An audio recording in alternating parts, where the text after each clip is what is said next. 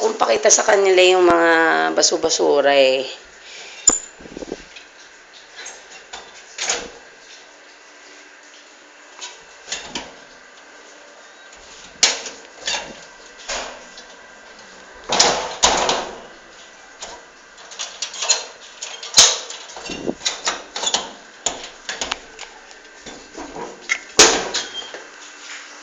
Okay. So, ito yung isang gilid. Puno na yung tubig.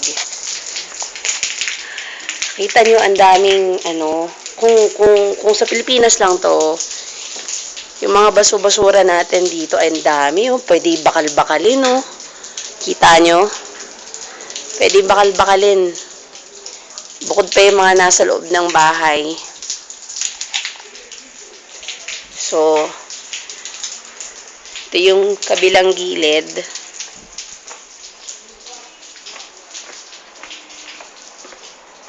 Yung mga kanal-kanal nila, kaya hindi sila binabaha pag mga bahay-bahay.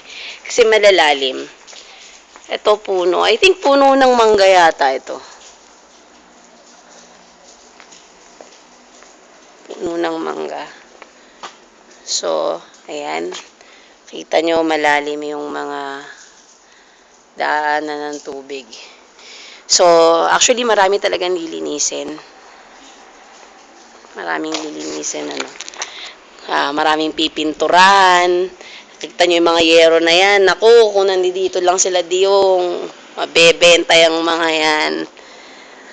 Yung nilaban kong unan, I hope tuyo na to.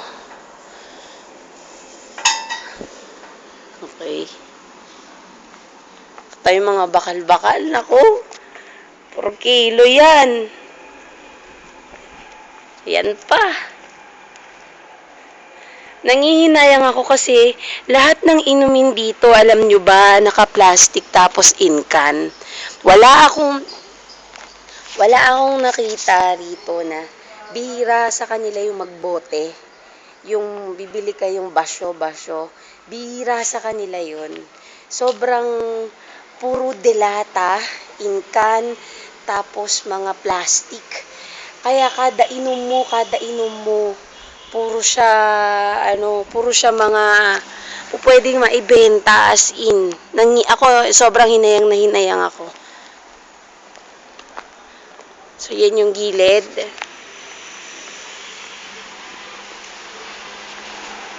Mayroon kasing bisita.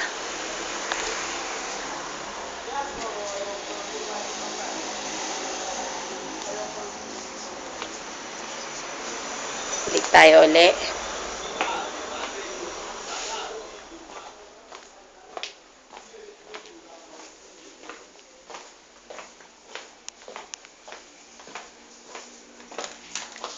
So, hindi ko alam kung makikita niyo yung storage room.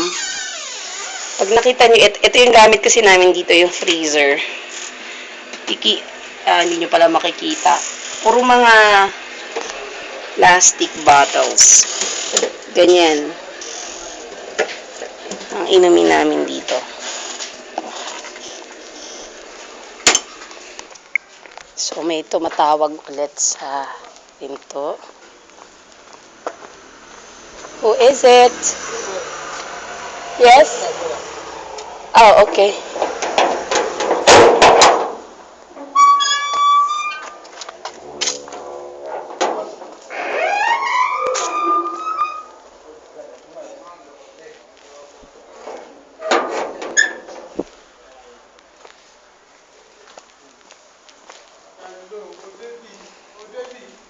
Okay, so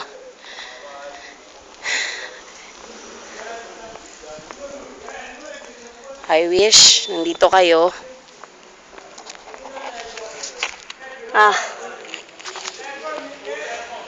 Till we meet again. Naku, pwede lang mahakutin talaga lahat ng basura dito. At ipadala sa inyo para mabenta. Nami-miss ko na kayo. Hope to see you again soon. Okay? Ingat kayo lahat dyan. Merry Christmas and Happy New Year.